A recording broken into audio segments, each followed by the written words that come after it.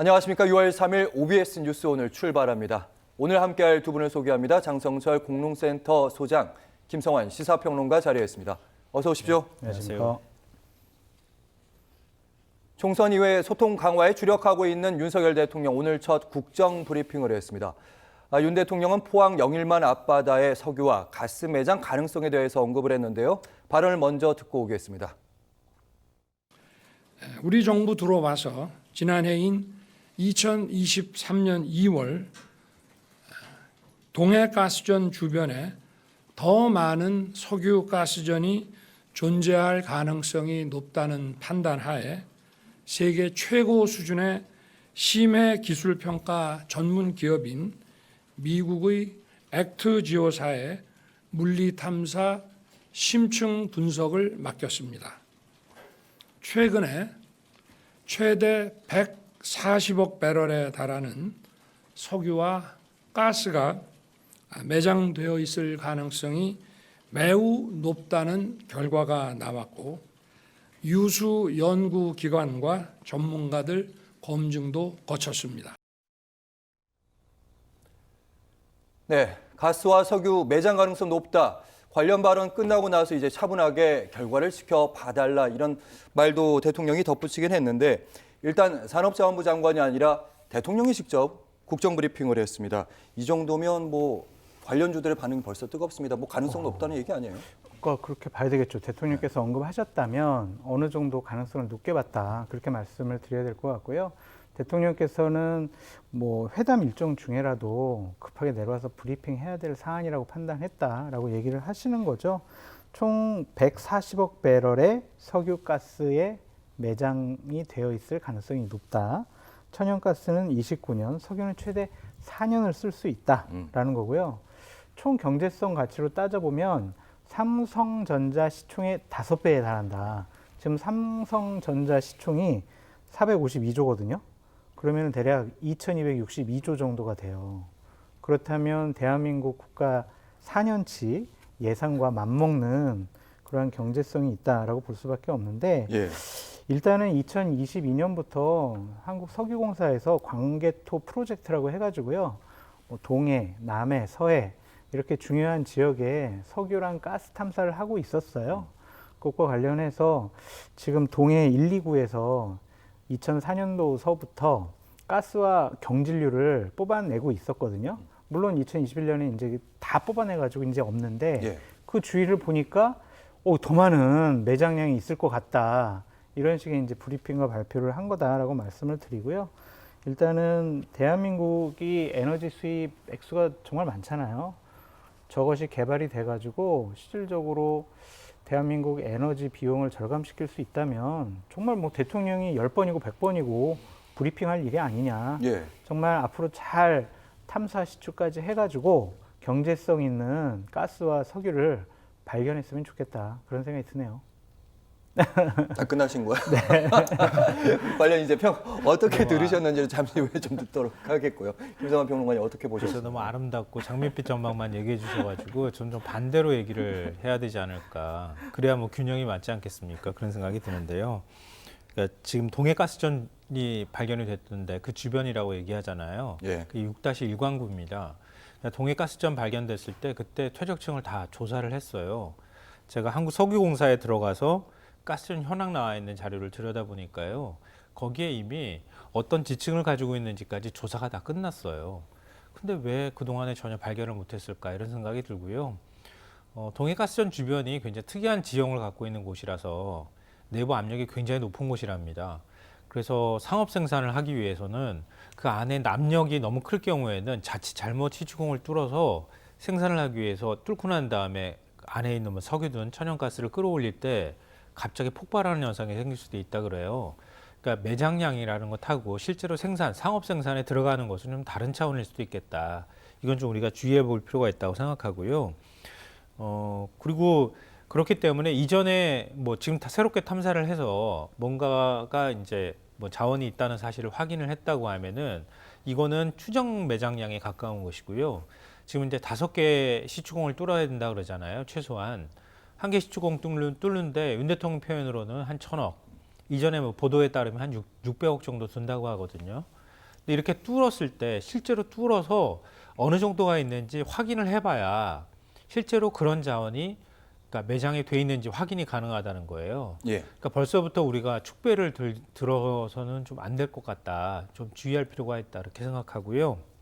무엇보다도 좀 걱정스러운 부분은 이거예요. 그러니까 윤 대통령이 대통령으로서 직접 국민들한테 설명한 거잖아요. 근데 사실은 이런 경우에는 산자부 장관이 브리핑을 하는 게 맞아요. 제가 볼 때는. 왜냐하면 대통령이 직접 나섰을 경우에는 그만큼 확신이 들 만큼의 뭔가의 근거가 있어야 된다는 전제가 있어야 하잖아요. 만약에 시추공을 뚫었어요. 올해 말쯤에 뭐 시추공 뚫어가지고 뚫기 시작한다 그러면 중간에 시추공 뚫었을 때 성공하는지 실패하는지가 어느 정도 드러날 수 있거든요. 물론 이게 다 탐사가 끝나는 데까지는 윤석열 정권 끝나야지 가능하다 이런 정도 시기가 나오고는 있지만 근데 만약에 그랬을 때 안 나왔다고 하면 어떻게 될 것 같으세요? 그럼 그 비난을 대통령이 다 감당해야 되잖아요. 지금 최대 매장량이 140억 배럴이라고 하는데 최소 매장량은 또 35억 배럴밖에 안 된다 그래요. 그러니까 그 격차가 너무 크단 말이에요. 근데 대통령이 왜 이 시점에서 어제 안덕근 산자부 장관한테 보고받았다 그러는데 내가 브리핑을 할게. 그래서 대통령이 브리핑했다는 거 아니에요. 그럼 좀 더 신중하게 대통령은 있어도 되는 거 아닌가? 근데 대통령 지지율도 굉장히 낮아진 상황이고 예. 그리고 또 뭐 총선에서도 민의도 별로 좋지 않게 평가받은 상황이고 이런 상황에서 대통령이 마치 나의 치적인 것처럼 이렇게 발표했을 때 오는 정치적 부담감은 왜 고려하지 않았을까? 그래서 국면 전환용이냐 뭐 이런 얘기가 자연스럽게 야권에서 나오는 것 같아요. 예. 저도 매장돼 있기를 바라는 바라죠. 마음 간절하지만 그렇죠. 예.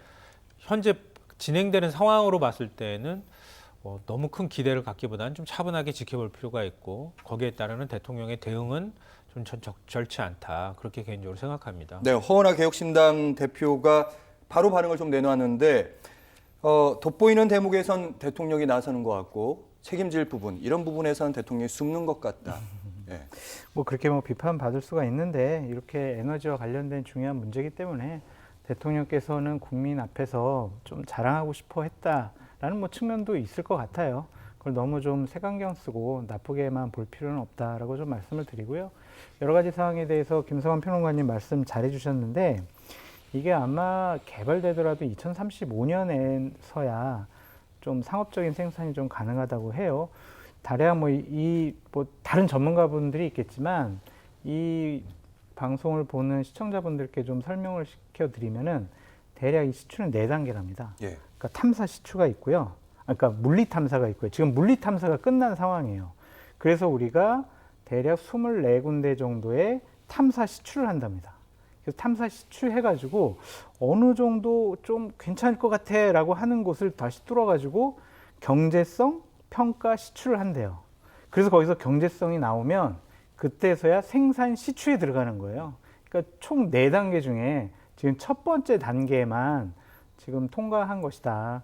앞으로 탐사 시추에서 어느 정도 매장량이 있고 얼마나 정말 많이 매장이 되어 있는지 그런 것들은 좀 파악을 해봐야 되는데 여러 가지 부분에 있어서 새로운 기술도 많이 개발이 되고 과거에는 안 나올 것 같았지만은 뭐 이제는 새로운 기술 때문에 나올 수가 있는 거고요. 이 중남미의 가이아나라는 국가가 있는데 2016년부터 자신들의 앞바다에 이 해저 탐사를 했었어요. 예. 원유가 있는지 없는지 100년 만에 그 원유가 발견돼 가지고요. 지금 나라가 대단히 지금 뭐 많이 기대도 하고 있고 잘 살고 있고 국민적인 기대감도 높아져 있거든요. 그렇죠. 예. 그러니까 우리나라도 과거에는 뭐 화강암 지대라서 석유가 없어요라고 맞아요. 했지만 당군 할아버지가 터 잘못 잡으셨다고. 예. 근데 이제는 새로운 기술 개발을 통해서 보다 좀 더 정밀하게 조사를 했더니 진짜 영인면 앞바다에 있다, 7호 광구에 있다라고 하면 좋은 일 아니겠습니까? 너무 흥분할 필요도 없지만 에이 있겠어 뭐 이런 식으로 반응 보이는 것도 좀 무리한 비판이 아니냐 그런 생각도 좀 드네요. 기대해야 돼 신중한 기대. 짧게 듣겠습니다. 저도 그렇게 말씀드렸잖아요. 나오면 그거만큼 뭐 더 이상 좋을 일은 없는 거죠. 근데 지금 너무 빨리 축포를 터뜨리는 건 좀 우리가 경계할 필요가 있다 이렇게 말씀을 드린 건데요. 그러니까 허은하 대표의 말은 그거예요. 그러니까 하다못해 해병대원 특검 얘기 나왔을 때도 윤 대통령이 뭐 야단을 치든 경로를 하든 뭐 얘기를 했다고 하는 얘기가 나왔는데 계속 부인하다가 기자회견 때는 사실 동문서답을 한 거잖아요. 그러니까 수사 관련해서 내가 뭐 질책을 했다거나 이게 아니라 왜 해병대원 안전을 관리 못했느냐 이 부분에 대해서 국방부 장관한테 질책했다고 말해놓고 그 다음에 계속 뭔가가 또 다른 정황이나 이런 것들이 나오니까 갑자기 송일종 사무총장이 그런 거예요. 아니, 대통령이 뭐 화도 낼 수 있지 이렇게 얘기를 하다가 갑자기 대통령실 고위 관계자가 얘기를 하는 거죠. 대통령은 법에 따라서 수사권도 없는 해병대 수사단이 뭔가 혐의를 특정하거나 이렇게 하는 행위는 불법 행위가 될 수 있으니 그거 하지 말라고 말했다더라. 이런 얘기를 한 거예요. 대통령은 법을 잘 지키면서 얘기했다 이런 얘기를 하는 건데요. 좀 황당한 건 그런 거예요. 대통령은 그러면 설명하면 되잖아요. 그 부분에 대해서. 내가 이렇게 군 통수권자로 이런 부분에서 얘기했다고 하면 될 것을 지금까지 이 많은 국론을 분열시키고 소비하면서까지 지금까지 왔는데 이것도 논리적으로 앞뒤가 맞지 않아요. 왜냐하면요. 대통령이 검찰총장 지냈잖아요. 검찰총장 지냈을 때 검찰이 수사하는데 문재인 대통령이 이렇게 하지 마. 왜? 내가 행정부 수반이고 행정부 산하의 검찰이 있잖아. 이렇게 했다면 윤 대통령이 뭐라고 했을까요? 이거 하나 하고요. 또 하나는 8명에 대해서 혐의를 특정해가지고 수사단에서 수사 자료를 이첩했다고 그러잖아요. 경찰에.